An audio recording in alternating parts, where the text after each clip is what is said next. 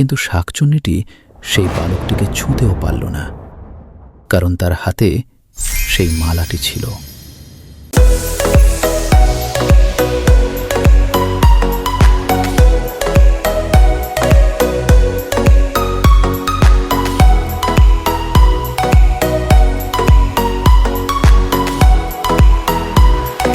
তখন সাধুটি বলল, হে বালক, তুমি আর চিন্তা করো না, তুমি কিছুক্ষণ অপেক্ষা করো। আমি আমার দিব্য শক্তি দিয়ে যাচাই করছি কে তোমার ক্ষতি করতে চাইছে। এই কথাটি বলে সাধু আবার ধ্যানে বসে গেল।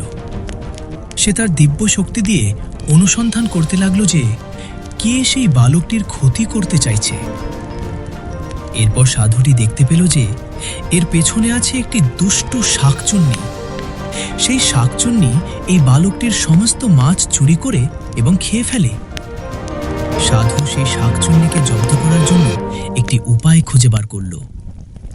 সাধুটি তখন বালকটির হাতে একটি মালা দিল, দিয়ে বলল যে এই মালাটি তোমার সঙ্গে রাখবে, এবং যতক্ষণ এই মালাটি তোমার সঙ্গে থাকবে ততক্ষণ দুষ্টু শাকচুন্নি তোমার কোনো ক্ষতি করতে পারবে না।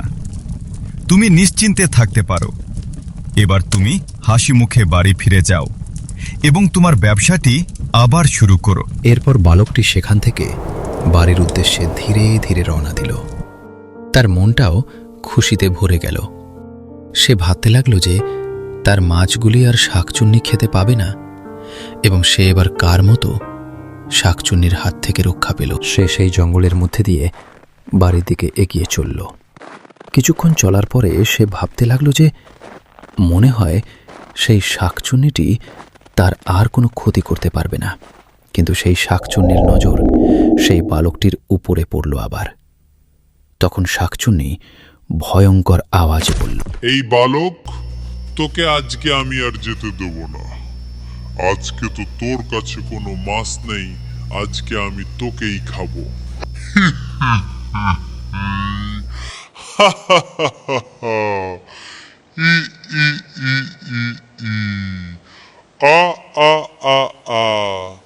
ধীরে ধীরে তার দিকে অগ্রসর হতে থাকে। বালকটি তখন শাকচুন্নির সেই ভয়ঙ্কর রূপটি দেখে অজ্ঞান হয়ে পড়ে যায়। তার আর জ্ঞান ফেরে না। কিন্তু শাকচুন্নিটি সেই বালকটিকে ছুঁতেও পারল না, কারণ তার হাতে সেই মালাটি ছিল। আজ এই মালাটি থাকার কারণে বালকটি প্রাণে বেঁচে গেল।